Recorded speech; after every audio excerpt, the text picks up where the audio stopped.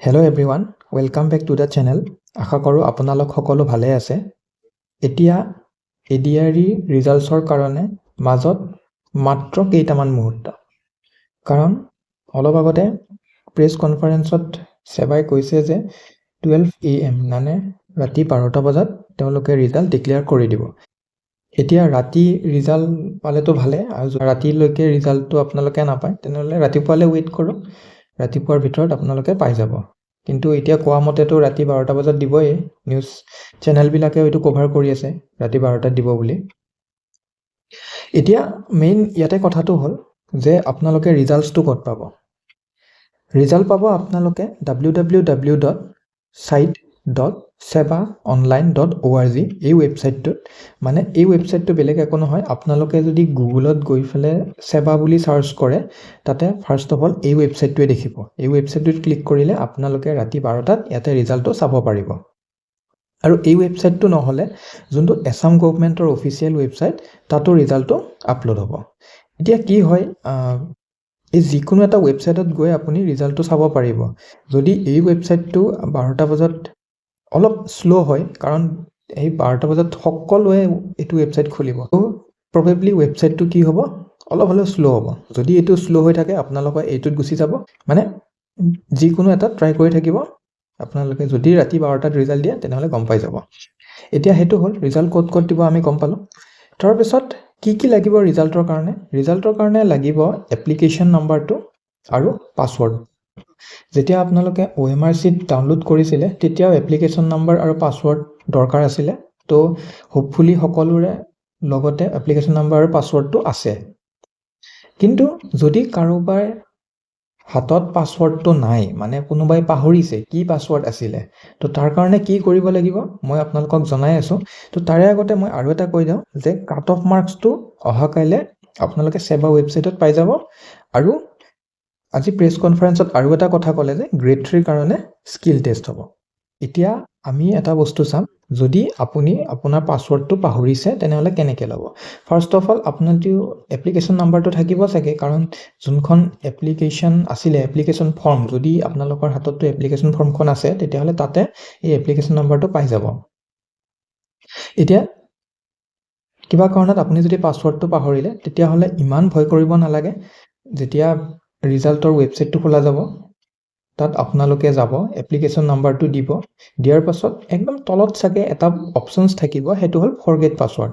এইটো চবতে থাকে, চব ৱেবছাইটতে এইটো থাকে, তো ইয়াতেও থাকিব ফৰগট পাছৱৰ্ড বুলি। বেলেগ একো টেনশ্যন নাই, ফৰগট পাছৱৰ্ডত ক্লিক কৰি দিব।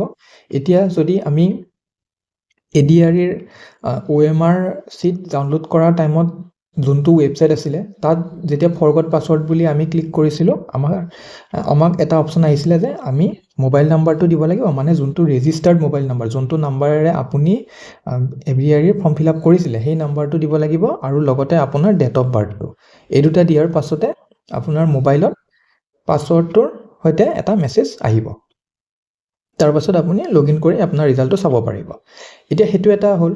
আৰু এটা মেথড আছে, এইটো মানে যদিহে আপুনি আপোনাৰ মেছেজবিলাক এতিয়ালৈ ডিলিট কৰা নাই, মানে অল্ড মেছেজেছ, পুৰণা মেছেজ কিমান, এই নৱেম্বৰ ডিচেম্বৰ 2023ৰে যদি মেছেজ এতিয়াও মোবাইলত আছে তেতিয়াহ'লে আপোনালোকৰ যোনটো মেছেজিং এপটোত যাওক, মেছেজিং এপটোত গৈ পেলাই এইটো চাৰ্চ কৰক, এইটো যে গ্ৰীণ কালাৰত মই হাইলাইট কৰি দিছোঁ এইটো চাৰ্চ কৰক, TM-SMBONL।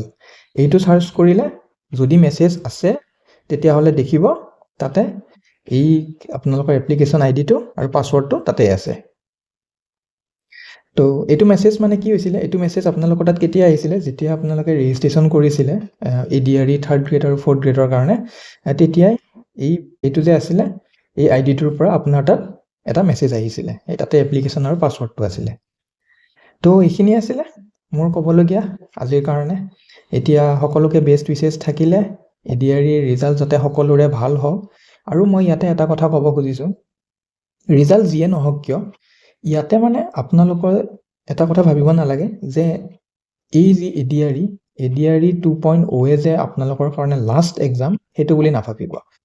যোনে পালে ভাল হয়, নেক্সট স্কিল টেষ্টৰ কাৰণে আগবাঢ়িব পাৰে, আৰু যোনে নাপায় তেওঁলোকে কেইদিনমান টাইম লওক, নিজৰ কাৰণে টাইম লওক, ভাবক যে মোৰ ক'ত ভুল হ'ল, কি ছাবজেক্টত মই উইক আছিলোঁ যাৰ কাৰণে মোৰ চিলেকশ্যন নহ'ল।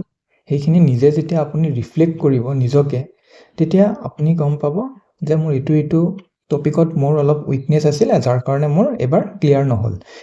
তাৰ পাছত আমি বাৰু পিছত কথা পাতিম আৰু কি এক্সাম আপোনালোকে দিব পাৰে। তো এতিয়া চাওক, ADRE 3.0 আহিব।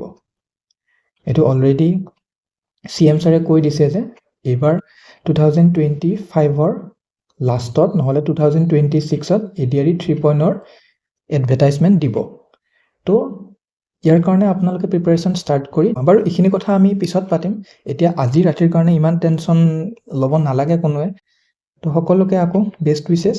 তো এইখিনি কৈ মই সামৰিছোঁ। Thank U.